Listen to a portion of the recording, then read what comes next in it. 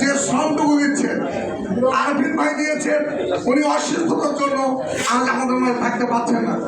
রশিদ ভাই অসুস্থ, তারপরেও আমার সঙ্গে উনি নীলফামারী, রংপুর, রাজশাহী প্রত্যেকটা প্রোগ্রামে এই শরীর নিয়ে উপস্থিত থাকছে। আমরা একটা কথা বলি, আমি নিজে বিনা অপরাধে আমার লাইসেন্স সাসপেন্ড করা হয়েছিল।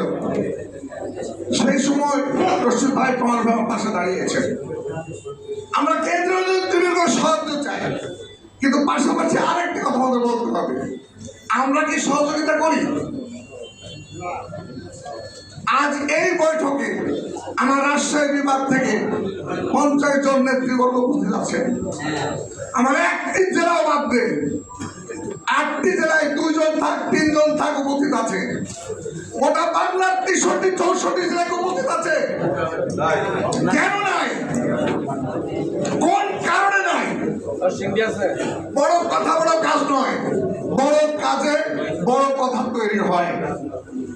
কাজ যদি করে দেখাতে পারি, অবশ্যই অবশ্যই কথা বাড়বে। আর অতিরিক্ত কথা বলে যদি কাজ করতে না পারি, তাহলে কি হবে? আমি অনুরোধ করবো নেতৃবর্গ যারা কেন্দ্রে আছেন, বিভিন্ন জেলা বিভাগ থেকে, তারা যে বক্তব্য দিয়ে কার্যক্রম চালিয়ে যাচ্ছেন, তাতে কি আমাদের কোনো দায়বদ্ধতা নেই? আমি হঠাৎ করে বলতে পারি, আমার রাজশাহী বিভাগে 8টা জেলা, 8টা জেলার কাউন্সিল কমপ্লিট, 70টা উপজেলা, 70টা উপজেলা কাউন্সিল কমপ্লিট, আমার বিভাগের সমাবেশ কমপ্লিট।